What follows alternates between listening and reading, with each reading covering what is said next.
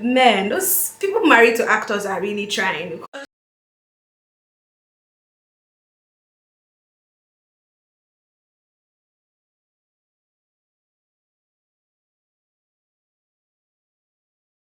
Hey, my people of Beyonce's internet. My name is Anita. Welcome back to my YouTube channel, That Backyard Girl. And today we're going to dive right into it because today we'll be talking about Shanty Town. Yes, we're going to be talking about Shanty Town and what we like, what we don't like, and yeah, all the controversies surrounding Shanty Town. So let's dive right into it. So Shanty Town talks about a group of courtesans who attempt to escape the grasp of a notorious kingpin, Scar, but political corruption and blood ties make freedom a near impossible goal. It follows mainly the story of Idong, who is an undercover agent who is trying to avenge the death of her twin sister, who was a sex worker in Shanty Town. Okay, so Shanty Town was written by Xavier Ihoroje and Chichimora. These are really new names. I don't think I've heard of the work, and I couldn't really search more on what they've done because there were no people that were known. But yeah, they wrote this story, and it was directed by Dimeji Ajibola. If you've heard of Ratnik, it's like our Nollywood sci-fi. Honestly, it's a thought that counts in that situation. It wasn't, obviously we've been able to see Hollywood give us sci-fi movies, and we've seen the quality of what a sci-fi movie can be. So it was the potential that mattered in that movie, and he actually did well. He also directed Passport. If you were on my Instagram last year when I was watching Passport, I think I was complaining a lot. Passport was not it. I know Passport had Zubi Michael, had I'm not really sure, but I know that Mercy Johnson was also in Passport, and he also wrote Ovi's Voice. Now that is a movie that I think that everybody should see. This is not about Ovi's Voice, but it's really good. It had Bisola Ayola, and I think he had Mufe Duncan. Was it Mufe Duncan? Yes, I think it was Mufe Duncan that was in the movie. I'm not going to tell you anything about it, just go and see it. It's probably on YouTube or Iroko. I think it was on Iroko I actually saw Ovi's Voice. On Netflix, I'm not sure. Just search for Ovi's Voice, OVY''S voice. She couldn't speak in the movie. So Shanty Town was also co-produced by Charles Okonkwo and Iniedo. Iniedo had done some production work. Obviously this is her first Netflix production, but she has done Knocking on Heaven's Door, Weekend Getaway, Heaven on My Mind, and Bad Market. She's been doing this, so I think this is her debut in the Netflix clan. So let's get right into the movie. Shanty Town is also one of those movies where you have a lot of well-known faces in Nollywood. It was star-studded. It had Chidi Mokeme as Scar.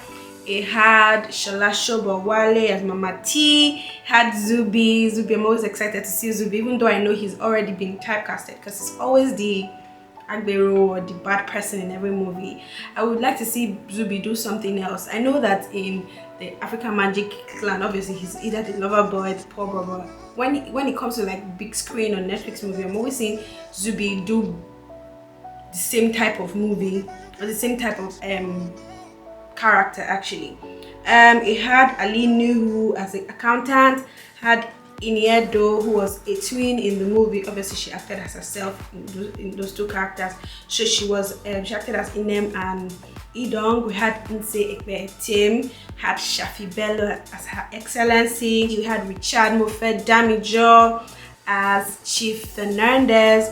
We had Peter Okoye as Femi Fernandez. He was Richard Mofe Damijo's son in the movie. We had Mercy AK as Jackie. Mercy, I think this is Mercy's, maybe I've not just seen other movies, but I think that this is Mercy's first Netflix movie, or at least first movie I've seen Mercy in, and her role wasn't so significant. Well, it was a significant part of the story in some way, but I'm really glad to see her there, and she really did good for a starter compared to, never mind, I'm not comparing anybody, but it was really good to see her here. We also had Lillian Afegba, we had Uche Jumbo, her character was stressing me out. We also had Slim Case. Slim Case actually had like a cameo, he performed in one of their parties. So yeah, and at some point at the end of the movie, we actually saw Tony Abraham and what's her name, Regina Daniels, and I'm like, you know how movies always end and they give you like you know how Marvel movies are, that when the movie finishes they've shown all the cast and crew and everything, and there's that tiny clip. So there was this tiny clip that had Tony Abraham and Regina Daniels. We didn't even understand what was going on there, but they showed us that. Then so let's get right into what I liked. I liked the fact that of course we had some known faces. Of course there was, so I like the fact that it was not your regular Netflix clan or Netflix group of people. Obviously we know that Nse has been getting back-to-back Netflix roles from the Wait to what movies like Glamour Girls. She has a lot. She even has one coming before Valentine's Day, so obviously she's been there. Even RMD too. Yeah, he's been there. But with the likes of Chidi Mokeme, we haven't seen him. I don't think I've seen him in any Netflix. I think the only time I saw Chidi Mokeme wasn't even a Netflix movie, it was like a big screen movie. It was a movie, I think The Therapist. He was the one there. It was a movie by Rita Dominic. I don't know. But yeah, that's one time I've seen him. Then of course Ikpe-Etim is not like your regular Netflix group of people. So I think these fresh Netflix faces that we saw. And I also liked that Chidi Mokeme was actually, he was like the major actor in the movie. So it wasn't your normal Netflix leads. If you're going to say that, it was not like your normal Netflix in the leads. He was like a prominent actor in the movie. We also had the Messi AKs, the Uche Jumbo. We know that they're not really the Netflix clan, so it was really good to see fresh faces. That was one thing I liked about the movie. I also liked that it was very clear that the movie had like a very large production budget. You could see it in the quality of the movie, quality of the lighting, quality of the costuming and everything. You could see that, even though, let me not move to what I did not like. So I like that it was a movie that had a good budget, and you could see that in the production quality. I liked the makeup in the movie. So when I say makeup, I'm not just talking about beautifying makeup. So for example, scar, Chidi Mokeme's character had like a really huge scar, and it showed that it was a very old scar. You could see that it had healed and it was permanent. I liked that. There was a time when he was in an accident. I couldn't, maybe it was my eyes that was stressing me. I couldn't really see the scars very well, but it looked sort of good. They tried, but it was just scar. It was scar that really stood out for me. I liked that it looked very original. I also liked so there was one thing I really liked in the movie that really got me excited. I liked that so when you watch it, or if you've seen it, you notice how Ikpe-Etim and Nse's characters tend to switch from Ibibio to Pidgin English to Queen's English. It was such a seamless it was such a seamless mix and movement. Oh god, it excited me that it wasn't just your, you know how Nigerian films is either Igbo, Yoruba, Hausa. I like that we could see another language, because in Nigeria we have over 300 languages in this country. I hope I'm not missing, but it should be over 300. It should be over 300 languages. So let's get right into what I did not like or what I did not understand. So for one, I think that it was a very weak story. Yes, Shanty Town was a very, very weak. Well, we've seen movies that had weak stories and actually made it made good ratings and all of that, but it was really weak. It was there wasn't enough character development, if I say so myself. For example, Her Excellency, like, Where did she come from? What's her background? In the story, I'm sorry I have to give spoilers, but in the movie there was a time where Chief Fernandez spoke about a woman that stole from him. When they brought in the character of Shafi Bello, I honestly assumed that she was the one. Because why exactly, she's supposed to be the governor and she's the one doing all the dirty work. She's coming out, guy, you are the boss of the town. Why are you doing this? You could have had other people doing your dirty work for you. I'm not really sure if it's something I like. So this movie has a lot of nudity in it. It has a lot of nudity in it. You see a lot of the feminine mammary gland to the private, well, this is private, you see the backside and everything. So there were a lot of it. So I know that people have issues with, of course, Nigerians, we are underground we're underground hypocrites, or I wouldn't call us hypocrites per se. I would just say that we like keeping things private. We like keeping private things private. So when we see all of these things, we are naturally flabbergasted, even though most of you all are doing whatever it is that is being done in that movie. But I just wanted to say something that in different cases where I have seen what's it called? I have seen like a drug cartel. You go in and you see people packaging all of these drugs. These people are always naked. This is for a security purpose. So in case you are packaging this and the devil tempts you to start stealing, where are you going to hide it? So that scene where all these people were naked and they were packaging this thing, I think that was very necessary. The scene that I think that would have just not been necessary was the whole scene where Nancy Sime and her body double went naked. Obviously that was not Nancy Sime's body. Nancy Sime got a BBL and that doesn't look like a BBL backside. It looks too not BBL. But that's by the way. What I'm saying is that scene was rather unnecessary, to be honest. But the whole place where was even Richard Mofedamijo was even touching this his hands, so I'm assuming he also has a body double. Quick question before I start: Chidi Mokeme and Richard Mofedamijo are married, right?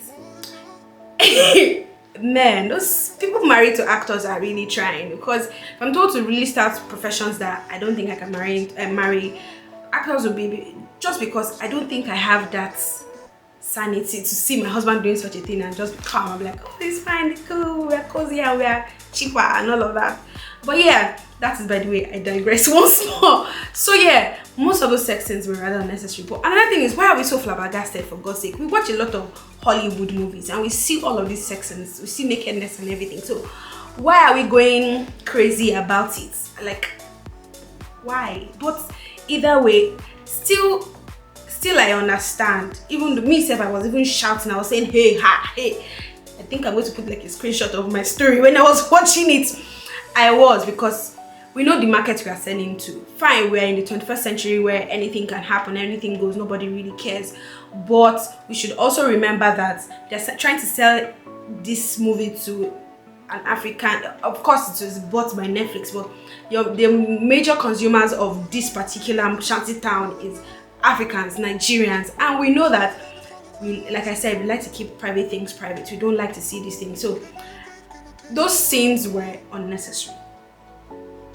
Most of the scenes that had all those naked bodies and everything. Obviously, strippers, when you go to strip club and you see, of course, but that particular scene that had like the most nudity, I don't think it was really necessary. It was something they could do without.